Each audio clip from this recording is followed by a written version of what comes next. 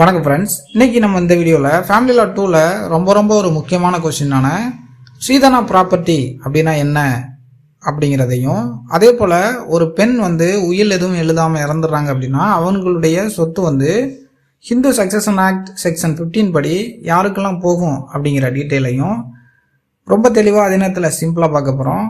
அதுக்கு முன்னால் நீங்கள் ஒரு லா ஸ்டூடெண்ட் அப்படின்னா மறக்காமல் நம்ம சேனலை சப்ஸ்கிரைப் பண்ணிக்கோங்க. நம்ம சேனலில் தொடர்ந்து லா சப்ஜெக்ட் சம்மந்தப்பட்ட வீடியோஸ் அப்லோட் பண்ணிட்டு வரோம். வாங்க வீடியோக்குள்ள போலாம்.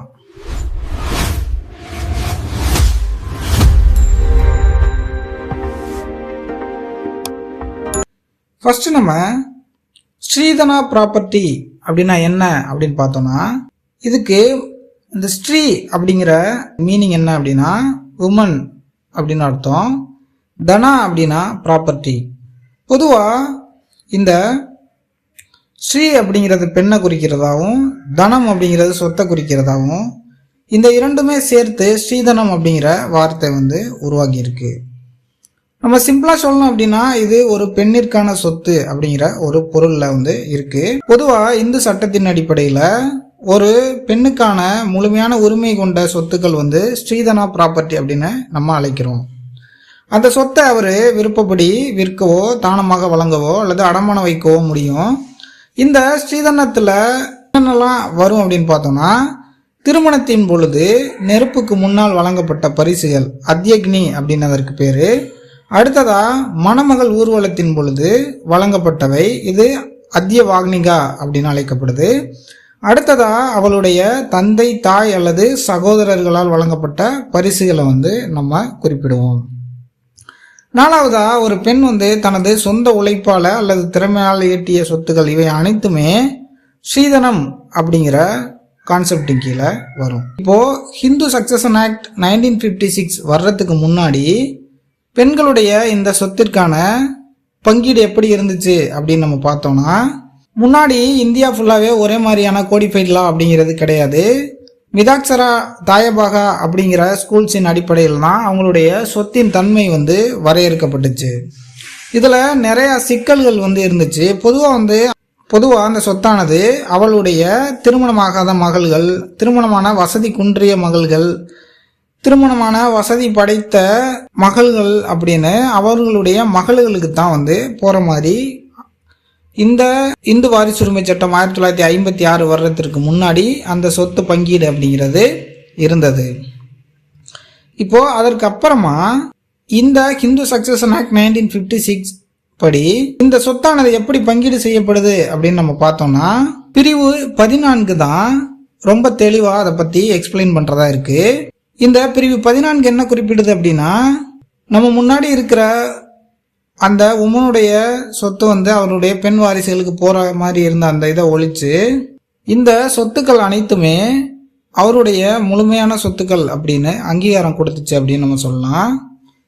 இப்போ அடுத்ததா இந்த ஒரு இந்து பெண் எந்த ஒரு உயிலும் எழுதாமல் இறக்குறாங்க அப்படின்னா அவர்களுடைய சொத்து எவ்வாறு பங்கிடப்படும் அப்படின்னு பார்த்தோம்னா, இத ஹிந்து சக்சஷன் ஆக்ட் 1956 செக்ஷன் 15 தெளிவாக எக்ஸ்பிளைன் பண்ணுது.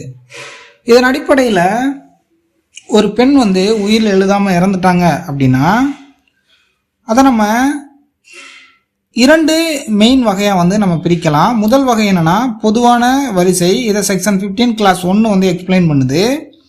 இதில் ஃபர்ஸ்ட் என்ட்ரியில், அதாவது என்ட்ரி ஏல ஒரு பெண் எந்த உயிலும் எழுதாமல் இறக்குறாங்க அப்படின்னா முதலாவதா அவருடைய கணவர், மகன்கள் மற்றும் மகள்களுக்கு போகும்.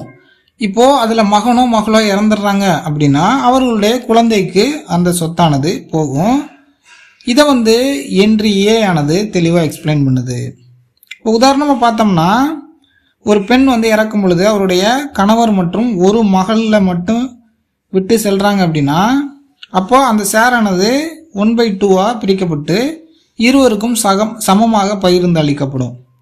அடுத்ததா என்ட்ரி பி என்ன சொல்லுது அப்படின்னு பார்த்தோம்னா, இப்போ என்ட்ரி ஏல யாருமே இல்லை அப்படிங்கிற பட்சத்தில், அதாவது கணவரோ அந்த பெண்ணுக்கு மகனோ மகளோ மகளுடைய குழந்தைகளோ யாருமே இல்லை அப்படிங்கிற பட்சத்தில் கணவருடைய வாரிசுகளுக்கு அந்த சொத்தானது போகும் அப்படிங்கிறத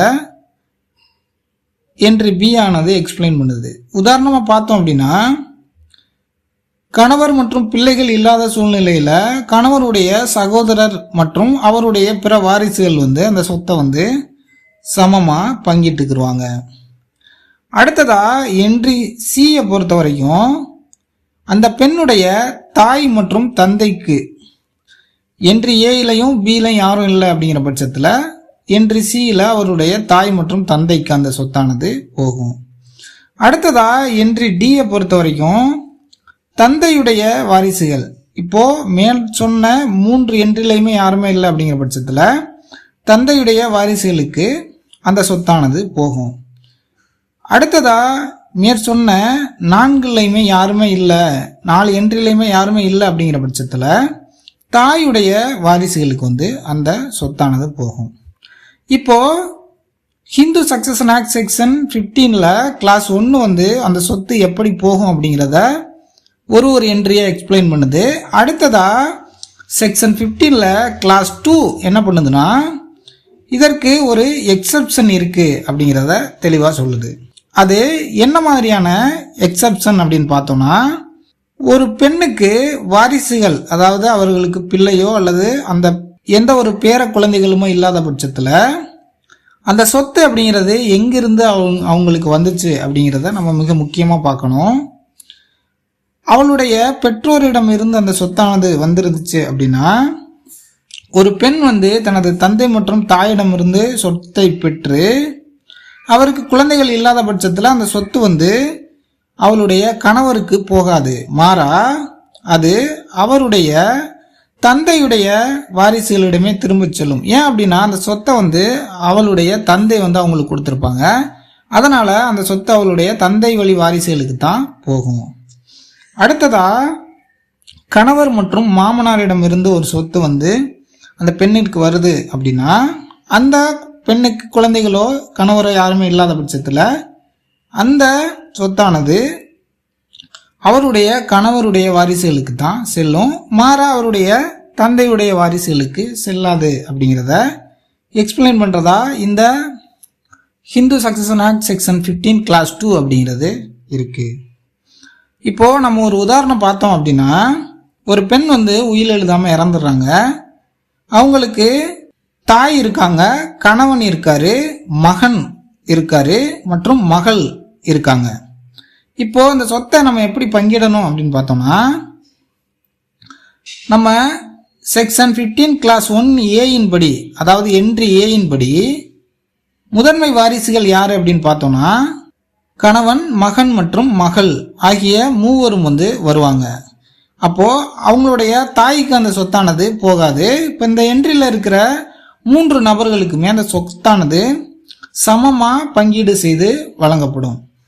எனவே இந்த தாய்க்கு எந்த சொத்துமே போகாது. இது போல இன்னும் பல வீடியோக்கள் நம்ம சேனல்ல இருக்கு. தொடர்ந்து வாட்ச் பண்ணுங்க. தேங்க்யூ ஃபார் வாட்சிங். Have a great day.